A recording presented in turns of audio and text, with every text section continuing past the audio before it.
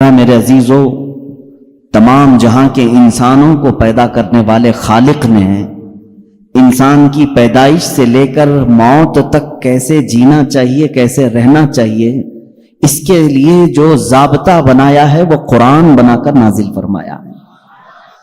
ہماری زندگی کا مکمل دستور اس میں لکھا گیا ہے۔ یہ اور بات ہے کہ قرآن سے آج خود ہماری امت بہت پیچھے جا رہی ہے۔ یاد رکھنا ایک بات، اقبال نے کہا تھا، گر خواہی مسلمان زیستن، نیست ممکن جز بقرآن زیستن۔ اگر تم چاہتے ہو کہ مسلمان ہو کر کے جیو تو یہ بات ممکن ہی نہیں ہے کہ قرآن چھوڑ کر کے جی سکو۔ قرآن کے بغیر تمہاری زندگی ہی نہیں ہے، تمہارا وجود ہی نہیں ہے۔ یوں سمجھ لیں کہ جتنا زندہ رہنے کے لیے ہوا پانی کھانے کی ضرورت ہے، اسی طرح تمہارے ایمان اور اسلام کے زندہ رہنے کے لیے قرآن اتنا ہی ضروری ہے۔ بنا قرآن کے تمہاری زندگی نہیں۔ قرآن ایک ضابطہ حیات صرف مسلمانوں کے لیے نہیں۔ اگر لوگوں کی تعصب کی اینک نکل جائے تو میں کہتا ہوں یہ سارے جہاں کے انسانوں کے لیے ضابطہ حیات ہے، پورے دنیا کے انسانوں کے لیے، چاہے وہ آج کسی بھی دین سے تعلق رکھتے ہوں، ان سب کے لیے قرآن ضابطہ حیات ہے۔ قرآن بتاتا ہے جینے کے سلیقے کیا ہیں، کون سی چیز تمہارے جسم کو فائدہ پہنچا سکتی ہے، کون سی چیز نقصان پہنچا سکتی ہے۔ اب میں آپ کو بتاؤں، گاڑی کسی نے بنایا اور آ کر کے آپ مجھ سے سوال کر رہے ہیں اس گاڑی میں کیا ڈالوں، میں تو آپ سے یہی کہوں گا گاڑی بنانے والے سے پوچھو، وہ زیادہ بہتر جانتا ہے۔ عزیزان گرامی، آج یہی حال ہمارا ہے۔ ہمیں پوچھنا یہ چاہیے تھا کہ میرے جسم کا نظام کون سی غذاؤں سے بہتر چلے گا، اے مولا تو ہی بتا، اس لیے کہ تو نے مجھے بنایا ہے۔ اور اللہ سے پوچھنا ہو تو قرآن کھولنا ہوگا، اس مولا نے بہت پہلے ہی تمہیں سارے ضابطے بیان کر دیے۔ اب ایک بات یہ بھی سمجھ کر کے چلیں، بنانے والے نے جو تمہیں ٹرمز کنڈیشن اور جو رولز ریگولیشن بتائے ہیں اس کے خلاف استعمال کرو گے تو مشین کا کیا ہونا ہے وہ سب تمہیں معلوم ہے۔ جا کر کے کار خرید کر کے لائے اور اس کے ساتھ بکلیٹ بھی ملی تھی، انہوں نے کہا تھا کمپنی والوں نے یہ کار پیٹرول سے چلتی ہے۔ ہو سکتا ہے آپ کے پاس پیسے زیادہ تھے، آپ نے کہا نہیں میں گھی ڈال کے چلاؤں گا، آپ نے پیٹرول کی بجائے کہا کہ نہیں میں تو مٹی کا تیل ڈالوں گا یا میٹھا تیل ڈالوں گا، کھانے والے تیل ڈالوں گا۔ اس گاڑی کا حشر کیا ہونا ہے وہ آپ کو معلوم ہے۔ کیوں؟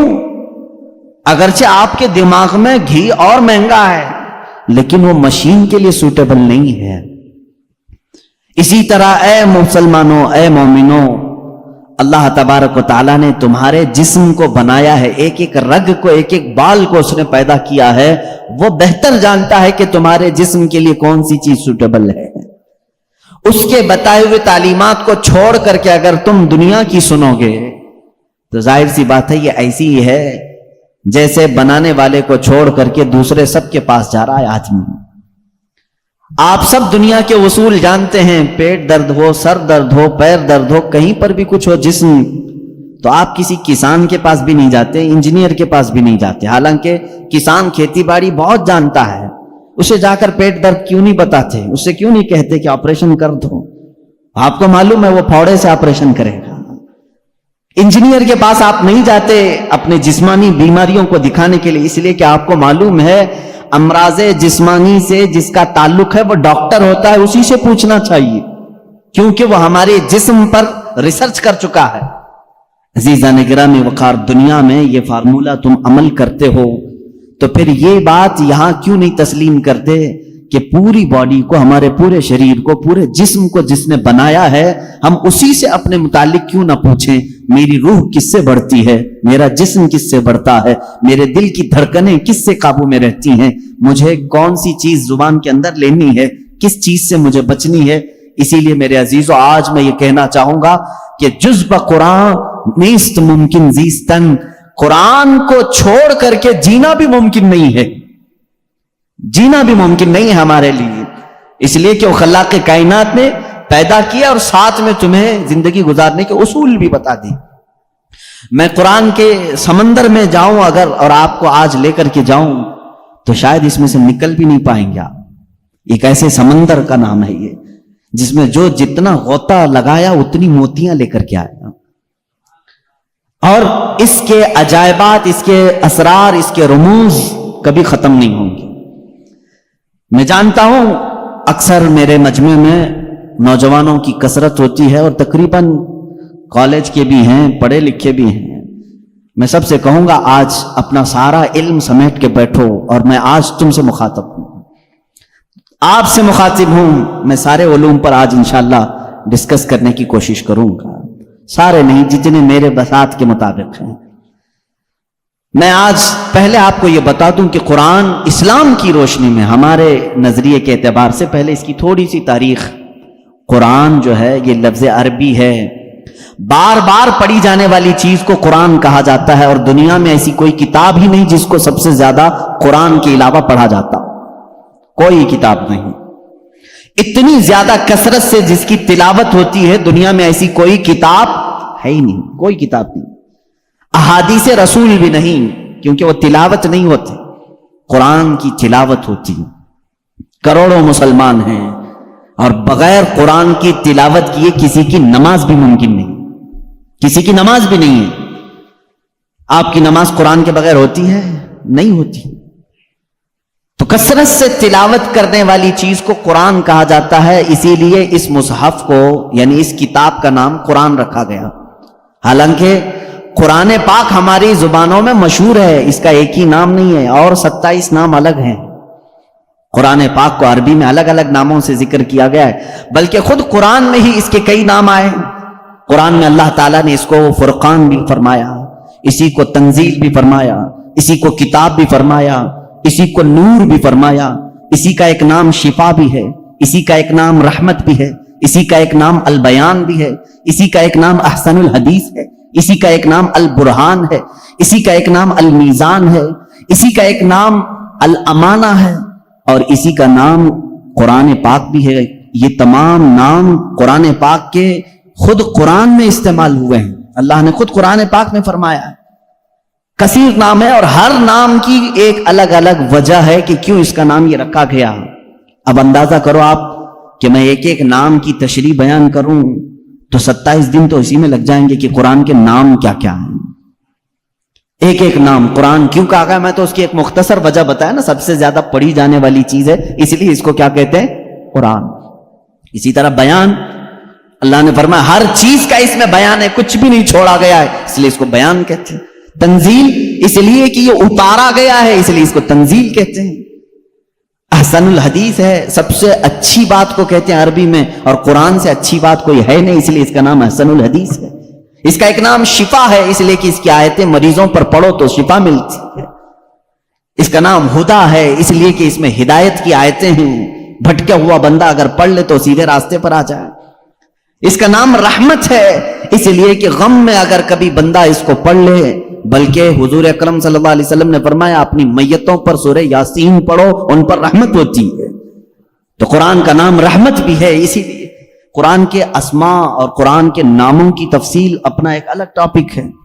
لیکن میں آپ کو بتاؤں، جس قرآن کو ہم نے ترک کیا ہوا ہے آج، اے میرے عزیز بچوں، آج کی محفل کے بعد میں سب سے کہوں گا عہد کر کے اٹھنا کہ اے اللہ مجھے اس وقت تک موت نہ دے جب تک میرے سینے میں قرآن کا کوئی حصہ نہ آ جائے.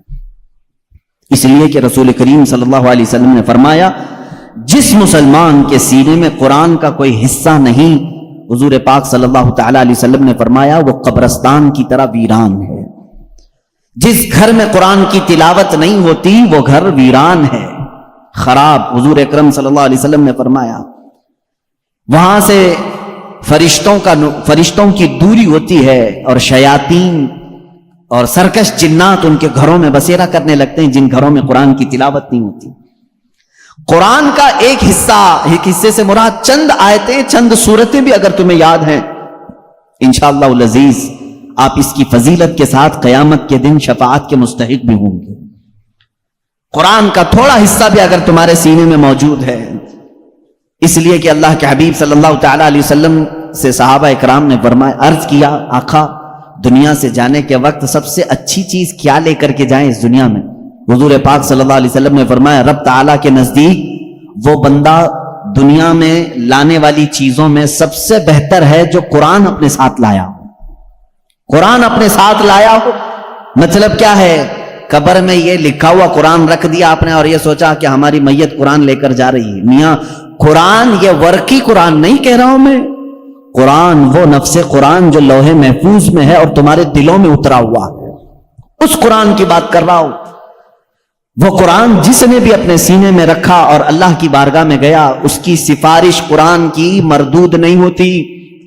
رسول کریم صلی اللہ تعالی علیہ وسلم فرماتے ہیں، دو چیزیں تمہارے عمل میں سے، تمہارے عمل جتنے بھی ہیں دنیا میں، جیسے نماز، روزہ، حج، زکوٰۃ، خیرات، صدقات، یہ سب جو اعمال ہیں، ان سارے اعمال میں سے دو عمل ایسے ہیں، حضور پاک صلی اللہ علیہ وسلم فرماتے ہیں وہ قیامت کے دن ان کو اللہ تعالیٰ شکل دے گا، انسانوں جیسی ایک شکل، اور وہ اپنے ساتھی کی سفارش کرنے کے لیے جھگڑا کریں گے۔ وہ آئیں گے سفارش کے لیے، پوچھا گیا وہ کون سی؟ کہا ایک روزہ رمضان، اللہ تعالیٰ اس کو شکل دے گا، اور دوسرا قرآن، اس کو بھی شکل دی جائے گی۔ حضور اکرم صلی اللہ تعالی علیہ وسلم نے فرمایا جس کے حق میں یہ دونوں نے سفارش کر دی اس پر جنت واجب ہو گئی، اور جس کے خلاف آ کر کے یہ دونوں کھڑے ہو گئے، میرے آقا صلی اللہ علیہ وسلم فرماتے ہیں پھر اس پر دوزخ میں جانا لازم ہو جائے گا۔ اگر یہ دونوں آ کر کھڑے ہو گئے کسی کے خلاف، قرآن اور رمضان، رمضان کہے گا کہ مولا میں اس کے گھر جاتا تھا، اس نے بے حرمتی کی ہے، میری بے عزتی کی ہے، میں جب جاتا تھا تو یہ بے حیائیاں ویسے ہی کرتا تھا، میرا ادب و احترام کبھی نہیں کیا اس نے۔ اگر رمضان ہمارے خلاف کھڑا ہو گیا اور قرآن اگر یہ کہہ دیا کہ مولا کبھی اس نے مجھے اپنے سینے سے نہیں لگایا، کبھی میری آیتیں تلاوت نہیں کیا، اس کو آج معاف نہ کیا جائے، رب تعالیٰ ان دونوں کی سفارش اس حق میں بھی قبول کرے گا اور دوزخ میں بھیجے گا۔ اللہ کے رسول صلی اللہ تعالی علیہ وسلم جو سید المعصومین ہیں، بخشے ہوئے ہیں، وہ دعا یہ کرتے تھے، اللہم اجعل القرآن حجتا لنا لا حجتا علینا، اے اللہ قرآن کو قیامت کے دن ہمارا سفارشی بنا، ہمارے خلاف مقدمہ کرنے والا نہ بنا۔ اندازہ کرو رسول کریم صلی اللہ تعالی علیہ وسلم جب یہ دعا فرماتے تھے، اس قرآن کو تم ہلکا نہ سمجھو۔ اے مسلمانوں، سوچنے کی بات ہے، تمہارے پاس 1000 کتابیں نہیں ہیں، ایک ہی قرآن ہے جس سے ساری امت کو جوڑا گیا ہے۔ اور حد تو یہ بھی ہے، اسلام میں اسلام کے نام پر 70 سے زیادہ فرقے بنے، بہت فرقے بنے، ہر صدی میں کچھ نہ کچھ فرقے جنم لیتے رہے اور مرتے بھی رہے، آج بھی ہیں 70 سے زیادہ فرقے پائے جاتے ہیں، بلکہ خود شیعوں میں 70 فرقے ہیں، خوارج میں الگ فرقے ہیں، ان کے علاوہ اور دوسرے فرقے جیسے قادیانی ہیں، بدعقیدہ ہیں، جو اسلام کی کچھ نہ کچھ بنیادی چیزوں سے انحراف کرتے ہیں۔ لیکن میں آپ کو بتاؤں، تقریباً جتنے اسلامی فرقے ہیں سب کا اتفاق ہے کہ قرآن یہی ہے، کوئی اور نہیں۔ یہ 30 پارے جو قرآن کے ہیں اس پر سب کا اتفاق ہے۔ یہ بھی قرآن کا ایک معجزہ ہے، دوسرے سارے مسئلوں میں اختلاف چل رہا ہے، لیکن قرآن کا الف لام میم سورہ فاتحہ سے شروع ہو کر والناس پہ ختم ہونے میں تقریباً سارے فرقے اس کو تسلیم کرتے ہیں۔ شیعوں کا ہمارا اختلاف ہے، اہل حدیث سے اختلاف ہے، دیوبندیوں سے اختلاف ہے، رافضیوں سے اختلاف ہے، قادیانیوں سے اختلاف ہے، لیکن جا کر کے سارے مکاتب فکر میں آپ دیکھیں سب کے ہاں یہی قرآن پڑھا جاتا ہے، یہی قرآن ہے۔ اسی لیے میں کہتا ہوں ایک قرآن ہے، لیکن اس امت نے اس کو اتنا بوجھل کیوں سمجھا ہے، اس کو اتنا بھاری کیوں سمجھا ہے، جبکہ وہ مولا اسی قرآن میں یوں فرماتا ہے، ایک بار نہیں 4 بار فرما رہا ہے، وَلَقَدْ يَسَّرْنَا الْقُرْآنَ لِلذِّكْرِ فَهَلْ مِن مُدَّكِّرٍ، ہم نے قرآن کو یاد کرنے کے لیے آسان بنایا ہے، ہر کوئی یاد کرنے والا، ہر وہ اتنا آسان ہے، اتنا آسان ہے۔ میں نے خود دیکھا ہے کہ وہ بچے جن کو ابھی سوجھ بوجھ بھی نہیں آتی، سمجھ بوجھ بھی نہیں آتی، وہ بھی جب قرآن یاد کرنے لگ جاتے ہیں تو ان کے سینوں میں قرآن اتر جاتا ہے۔ جب میں خود قرآن حفظ کرنے کے لیے نکلا تھا، ہماری عمر 11 سال کی تھی، بہت سارے معاملات سمجھ میں نہیں آتے تھے، لیکن ہم نے تیزی سے یاد کیا، اللہ کا فضل تھا، ہمارے ساتھ کچھ ایسے بھی تھے جن کو 2+2 کیا ہوتا ہے یہ بھی نہیں معلوم تھا، لیکن وہ 30 پارے کے حافظ تھے۔ دوسری چیزوں میں اگرچہ ذہن کند ہو، لیکن قرآن ایک معجزہ ہے جو یاد کرنے والے کے سینے میں اتر جاتا ہے۔ ہاں، یہ اس کے ساتھ نہیں جاتا جو اس کو بھاری سمجھتا ہے، جو اس کو بوجھل سمجھ کر کے چھوڑا اس کے ساتھ نہیں جاتا، اور جو اس سے محبت کیا اس کے سینے میں بہت آسانی سے اترتا ہے۔ میں نے تو محسوس کیا ہے، ہمارے ساتھ ایسا بھی ہوتا رہا ہے، استاد بیٹھے ہوئے ہیں سنتے رہتے تھے، ایک دن کا اتفاق ایسا ہوا کہ خبر یہ لگی کہ کل شاید استاد آنے والے نہیں ہیں، موج مستی کرتے ہیں سارے، کل کا تو سبق چھٹی ہے، کچھ یاد نہیں، کیونکہ پہلے ہی معلوم ہو گیا استاد نہیں آنے والے ہیں، اور صبح 8 بجے سے کلاس چلتی تھی، 9 بجے تک نہیں آئے تو پکا ہو گیا کہ آئیں گی، کلاس بند کر کے نکلنے ہی والے تھے کہ استاد سامنے نظر آ گئے۔ سب کو کہا بیٹھو، میری کوئی چھٹی نہیں ہے، میں تاخیر ہو گیا تھا، بس مؤخر ہو گیا تھا۔ اب سبق سنانے کے لیے جس کو بھی بلایا جائے، ظاہر سی بات ہے جو سختیاں ہوتی تھیں کہاں سے، رات کو یاد نہیں کیے، صبح یاد نہیں کیے، سامنے اچانک سننے کے لیے۔ ایسے عالم میں میرا خود کا تجربہ بھی ہے، کئی ہمارے ساتھیوں کا بھی تجربہ ہے، قرآن پر ہاتھ رکھا، دل سے کہا اللہ کا کلام ہے، اتر جا جلدی سے، بس اور کچھ نہیں۔ شاید 10 منٹ لگے ہوں، 15 منٹ لگے ہوں، قرآن کے 2 صفحے یاد ہو جاتے تھے۔ جتنی جلدی پانی ہضم نہیں ہوتا اس سے جلدی قرآن یاد ہوتا تھا۔ کر کے تو دیکھا ہوتا آپ نے، کر کے تو دیکھا ہوتا۔ شروع میں شیطان بہت ورغلاتا ہے، بہت بہکاتا ہے، یاد کرنے نہیں دیتا اور بھگاتا ہے، لیکن جو جم گیا تو پھر قرآن ہی اس کا مددگار بھی ہوتا ہے، قرآن اس کا مددگار ہوتا ہے۔ اب میں چند حدیثیں آپ کو بتاؤں کہ قرآن کہاں تک تمہاری دوستی نبھاتا ہے۔ پہلی بات، کچھ لوگ ڈر کر کے چھوڑے ہوئے، ہم تو پڑھ ہی نہیں پاتے تھے، اس پر بھی میں آج ایک حدیث پڑھا، حضرت عائشہ صدیقہ رضی اللہ تعالی عنہا سے مروی ہے، فرماتی ہیں رسول کریم صلی اللہ تعالی علیہ وسلم نے فرمایا الماہر فی القرآن، جو قرآن کا ماہر ہے، یعنی اچھی تجوید میں تلاوت کرتا ہے اور اس کے معنی بھی سمجھتا ہے، سب سمجھتا ہے، حضور اکرم صلی اللہ علیہ وسلم نے فرمایا قیامت کے دن وہ معزز محترم فرشتوں اور انبیاء کے ساتھ ہوگا۔ جو ماہر ہے قرآن میں، جو قرآن اچھے سے تلاوت کرتا ہے، یہاں تک تو بات ٹھیک ہے۔ آگے میرے آقا صلی اللہ علیہ وسلم فرماتے ہیں والذی یقرأ القرآن یتتعتع فیہ وعلیہ شاق فلہ اجران او کما قال رسول اللہ صلی اللہ علیہ وسلم۔ میرے آقا فرماتے ہیں اور وہ بندہ جو اٹک اٹک کے پڑھتا ہے، اس کے لیے زبان پھسل جاتی ہے، یہ صاف ہے الفاظ حدیث میں، جو اٹک اٹک کے پڑھتا ہے زبان پھسل جاتی ہے، یا ذہن موٹا ہے، زبان موٹی ہے، جلدی سمجھ میں نہیں آتا، ادھر ادھر ہجے کر کے پڑھتا ہے، میرے آقا صلی اللہ علیہ وسلم نے فرمایا اس کو ڈبل اجر ہے، فَلَهُ أَجْرَانِ، اس کو دگنا اجر ہے۔ تو کیوں چھوڑ دیا تھا اس قرآن کو؟ یہی سوچ کر کہ پتہ نہیں کہاں غلطی ہو جائے، تم لگے رہتے ہیں، ایک دن وہ آ جاتا جب ہماری زبانوں کی لکنت کو بھی یہ صحیح کر دیتا۔ قرآن پاک علاج بھی ہے، شفا بھی ہے، دوا بھی ہے، رزق بھی ہے، رحمت بھی ہے۔ عزیزان گرامی، میرے آقا صلی اللہ تعالی علیہ وسلم نے فرمایا، احادیث کے چند جملے میں آپ کے سامنے رکھ دوں۔ رسول پاک صلی اللہ تعالی علیہ وسلم فرماتے ہیں کہ جو قرآن گھر میں تلاوت کرتا ہے اس کے لیے ایک فرشتہ ہے جس کا نام سکینہ ہے۔ حضرت اسید بن حضیر رضی اللہ تعالیٰ عنہ ایک صحابی ہیں، وہ رات میں تلاوت کر رہے تھے، اچانک بادل کا ایک ٹکڑا نیچے آ گیا۔ بادل کا ٹکڑا کبھی نیچے آپ نے دیکھا نہیں ہوگا، اس میں کیا ہوتا ہے معلوم ہے؟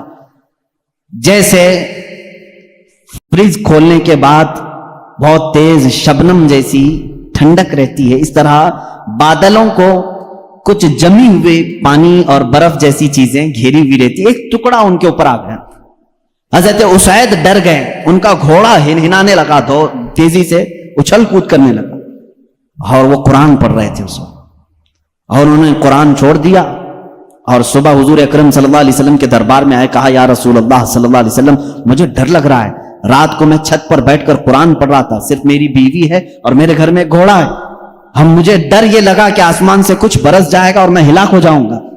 بادل کا ٹکڑا یہاں تک آ گیا تھا، سر تک آ گیا تھا، اور میرا گھوڑا بھی دیکھ کر کے ہنہنانے لگا، اچھل کود کرنے لگا. یہ کیا معاملہ ہے؟ اللہ کے حبیب صلی اللہ تعالی علیہ وسلم نے فرمایا, مسکرایا, کہا اسے تلاوت چھوڑ کیوں دیا؟ اور پڑھتے رہتے ہیں اس لیے کہ وہ فرشتہ ہے جسے قرآن سننے کا بہت شوق ہے.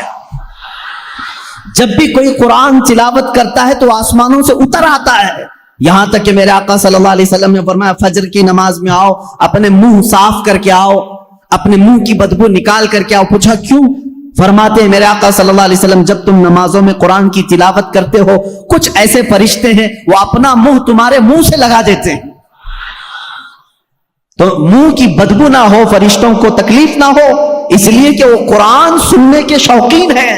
جب تم تلاوت کرتے ہو تو وہ اتر جاتے ہیں اور تمہارے منہ سے اپنا منہ لگا لیتے ہیں. قرآن کی یہ برکت ہے میرے عزیزو, دوسری کتابوں کے لیے کہیں ایسی فضیلت نہیں ملتی. یہ تو میں دائرہ اسلام میں موجود میرے آقا صلی اللہ تعالی علیہ وسلم کی بتائی ہوئی حدیثیں آپ کو پہلے بتا رہا ہوں. میں پھر دنیاوی معاملات میں بھی آؤں گا کہ قرآن کہاں کہاں ہماری رہنمائی کرتا ہے. پہلے تو ہم اپنے دائرے میں دیکھیں, ہم چھوڑے ہوئے ہیں نا اس کو. اقبال نے کہا تھا وہ زمانے میں معزز تھے مسلمان ہو کر, آج تم خار ہوئے ہو تاریخ قرآن ہو کر. آج تم خار ہوئے ہو تاریخ قرآن ہو کر, قرآن چھوڑ کر کے ہی ذلیل ہوئے ہیں, باقی اور کوئی وجہ نہیں ہے. اللہ تبارک و تعالیٰ نے جو مقدس چیز تمہارے لیے اتاری پچھلی امتوں کو کبھی یہ چیز نہیں ملی. قرآن جیسی برکت کسی امت کو نہیں ملی جو امت مصطفیٰ صلی اللہ علیہ وسلم کو ملی. تورات آئی ہے, انجیل آئی ہے, زبور آئی ہے, سب کو معلوم ہے نا, آسمانی کتابیں آئی. جاؤ اے مسلمانوں ڈھونڈ کر کے لاؤ تورات کا ایک نسخہ جو موسیٰ علیہ السلام پر اترا تھا, ڈھونڈ کر کے لے آؤ انجیل کا ایک نسخہ کہ جو عیسیٰ علیہ السلام پر اترا تھا, زبور کا ایک نسخہ لکھ کر کے آؤ. آج وہ کتابیں ناپید ہیں, اور اگر ہیں تو اس میں اختلاف.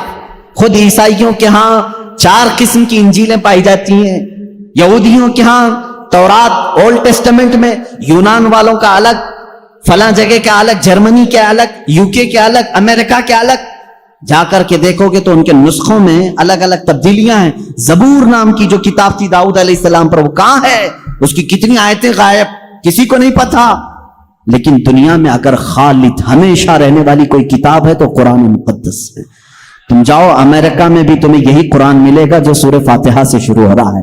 عرب میں جاؤ یہی قرآن ملے گا جو والناس پہ ختم ہو رہا ہو. ہندوستان میں آؤ یہی قرآن ملے گا جس کے درمیان میں سورہ کہف ہے. کہیں پر بھی جاؤ قرآن اسی طرح سے آج موجود ہے. تمہیں ڈرنے کی ضرورت ہے مسلمانوں, قرآن کہیں ضائع نہیں ہوگا, کہیں ضائع نہیں ہوگا. آج کچھ لوگ یہ سوچتے ہیں کہ قرآن کو ہم مٹا دیں گے, خاک مٹا دیں گے, خاک مٹا دیں گے. تم جیسے بہت آئے, تمہارے سے بڑے بڑے بلکہ سڑے سڑے بھی آئے, قرآن کا کچھ نہیں کر سکے. اس لیے کہ اس کے حفاظت کی ذمہ داری خود اللہ نے لی ہے. قرآن میں خود فرماتا ہے اِنَّا نَحْنُ نَزَّلْنَا الذِّكْرَ وَإِنَّا لَهُ لَحَافِظُونَ, ہم نے ہی قرآن کو اتارا ہے اور ہم ہی اس کی حفاظت کرنے والے ہیں. اب اللہ کے ذمے میں ہے, اسی لیے قرآن کی حفاظت کا ذمہ امت کو نہیں دیا گیا. ورنہ یہی حال ہوتا جیسے پہلے کی امتوں نے کیا. عیسائی علماء کیا کرتے تھے, امیروں کے لیے الگ آیتیں بتاتے تھے, غریبوں کو الگ آیتیں بتاتے تھے, پیسہ لیتے تھے, آیتیں بدل دیتے تھے. اگر امت کے حوالے یہ قرآن بھی چھوڑ دیا جاتا تو دنیا دار زر خرید مولوی وہ قرآن کو بھی بیچ دیتے ہیں, حکومت کو راضی کرنے کے لیے آیتیں بدل دیتے ہیں. لیکن اللہ نے امت کے حوالے نہیں رکھا, خود اپنے حفظ و امان میں رکھا ہے. قرآن کو کوئی بدل نہیں سکتا. لا تبدیل لکلمات اللہ, رب تعالیٰ خود فرما رہا ہے اللہ کے ایک کلمے میں بھی تبدیلی نہیں. خوف کس بات کا تمہیں, اس کے قرآن کی اتنی حفاظت کی گئی ہے کہ اس کے سارے الفاظ گن کے رکھ لیے گئے ہیں.